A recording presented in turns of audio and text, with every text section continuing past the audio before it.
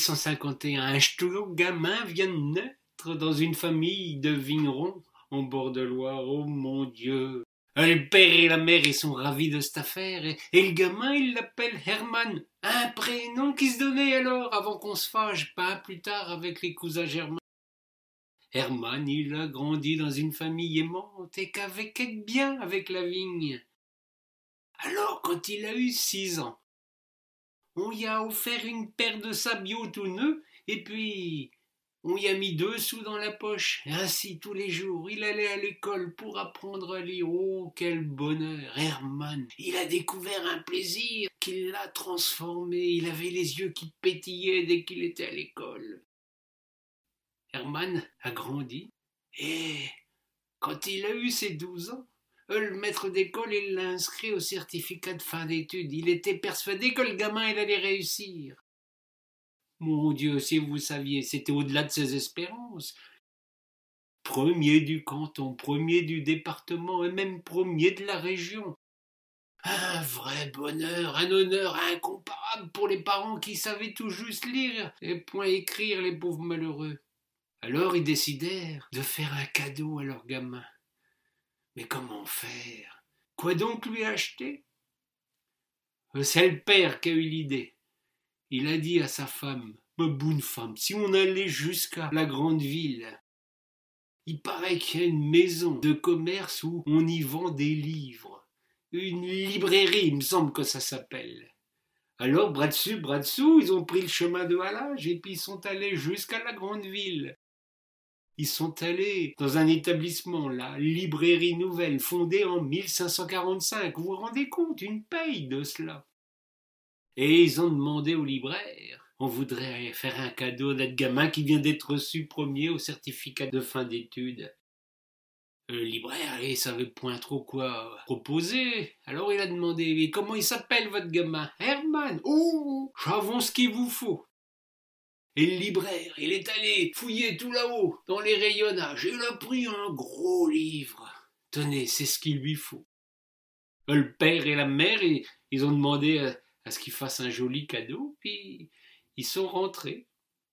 Le soir, quand Herman il est rentré de l'école, il a eu droit à son livre. Oh là là là là. Ça a été une catastrophe. Herman, il s'est plongé dans les lectures.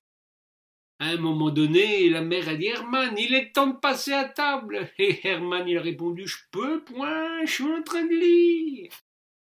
Un peu plus tard, alors qu'il avait passé la soirée sans souper, ils l'ont vu monter dans sa chambre avec une chandelle. Le pas, il a dit: Herman, Herman, il va falloir te coucher. Ah non, non, non, non, moi je vais lire toute la nuit. Au petit matin, de nouveau le père a appelé son gamin: Herman, Herman, j'ai besoin de toi, faut qu'on aille tailler les vignes. Je peux pas, je suis en train de lire. Et ainsi, pendant 2 jours, Herman, il était focalisé sur son livre. La vaisselle s'accumulait dans la cuisine, les travaux ne pouvaient plus se faire. Les poules, les canards, les cochons, les oies étaient pas rentrés. Herman lisait. À un moment donné, le père et la mère, ils regrettaient d'avoir fait ce cadeau, puis ils l'ont vu. Herman, qui était à la cuisine, il a fermé son livre. Ah, c'était fini cette histoire-là. Mais il avait un drôle de visage, des yeux qui brillaient, qui étincelaient même. Et le père, il a dit: Herman, il est plus temps de lire, il va falloir que tu ailles m'aider à la vigne. Et Herman y a répondu cette chose terrible. Ha ha!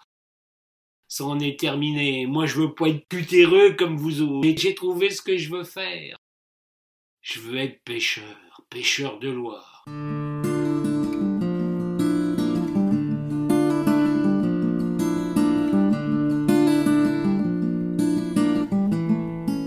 Le père a eu beau hurler, frapper du poing sur la table, rien n'y fit, le gamin voulait point changer d'avis. Il est allé tout seul jusqu'au bord de la rivière, et là il y avait un vieux bonhomme, pêcheur professionnel, qui a dit: viens mon gamin, je vais t'apprendre le métier. Et Herman, l'espace d'une année, a appris tous les secrets de la pêche. La pêche à l'épervier, la pêche à la seine, Comment traquer les poissons migrateurs? Comment pêcher chez nous? Herman, il avait une science de la Loire, s'en étonnait, ce pauvre pêcheur, qui bien vite découvrit que le gamin en savait plus que lui avait. Herman récupéra la barque, les filets, les engins du bonhomme et devint pêcheur professionnel à son tour. Oh, ben vite il devint le meilleur de toute la Loire. Ses filets regorgeaient, ses nasses étaient pleines, il avait les plus beaux poissons. Herman n'était jamais content. D'abord, c'est parce qu'il était resté vieux gars. Il paraît que les bonnes femmes, elles aiment pas les gars qui sentent le poisson. Ben, c'est ben vrai cette affaire, ça je peux point vous le dire. Et puis il y avait autre chose qui tracassait tout le monde. Quand arrivait le mois d'avril et le mois de mai, Herman, il était pris d'une folie terrible qu'il conduisait sur la rivière 20 heures par jour en dépit des interdits. Il s'occupait plus ni du lever ni du coucher du soleil. Il était en trac, il guettait quelque chose. Il rentrait, ses filets pleins, mais toujours en faisant la mine, point content du tout. Il avait point ce qu'il cherchait. Oh, ça a duré, pratiquement jusqu'au couchant de sa vie. C'est un beau jour qu'il est arrivé en disant « Ça y est, j'ai eu ce que je voulais !» Et puis, il a proposé à qui il voulait de prendre sa barque, ses filets, ses engins. Il y a un gamin qui voulait apprendre, il y a enseigné, l'espace de très peu de temps, parce qu'il était d'une pédagogie extraordinaire. Et puis Herman a cessé de pêcher. On le voyait assis sur le banc, en face de la rivière, à causer avec ses vieux compagnons tant qu'il en avait. Puis un beau jour, on ne l'a plus vu. Oui, Herman, il avait rendu son dernier souffle. Tout le monde s'interrogeait sur son mystère. Que s'était-il passé ce fameux jour où il a dit « Ça y est, j'ai eu ce que je voulais ». Alors, au moment de l'enterrement, alors qu'on l'avait conduit au champ de Navio et qu'il y avait le vin d'honneur, il y a quelques gars du village qui ont, chose incroyable, fait sauter le vin d'honneur pour aller fouiller dans la remise d'Herman. Et là, où il garait autrefois son bateau, ses filets, ses engins, ils ont vu quelque chose d'incroyable.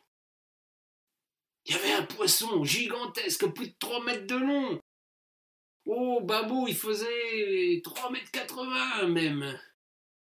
Et puis, il était tout blanc, un poisson albinos. Incroyable.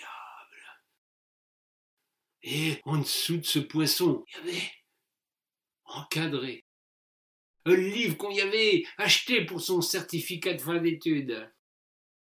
Oh, le libraire, il n'était pas allé le chercher bien loin. Il avait pris le même prénom. Et la même année, en 1851, un gars qui s'appelait Herman Melville avait écrit Moby Dick. Et en lisant Moby Dick, le gamin, il était pris d'une folie, d'une passion pour la pêche. Oh, il savait bien qu'un cachalot albinos, il n'en trouverait pas dans la Loire. Mais il s'était mis en quête du plus grand poisson qu'existait alors dans la rivière. Un esturgeon. Et quand il l'a eu, il pouvait arrêter son métier. Il avait obtenu sa quête. De cette histoire, il n'y a qu'une chose à retenir. Vous qui m'écoutez et qui avez l'âge de faire des cadeaux à vos enfants ou à vos petits-enfants, ne leur achetez pas une tablette, une console ou un téléphone portable. Ces choses-là, c'est bon à acheter aux chiens. Non. Achetez-leur des livres. C'est la seule chose qui peut changer à jamais l'existence. Achetez un livre, les miens ou ceux des autres, qu'importe, mais achetez un livre pour les petits-os, afin qu'un jour ils aient un grand rêve dans la tête.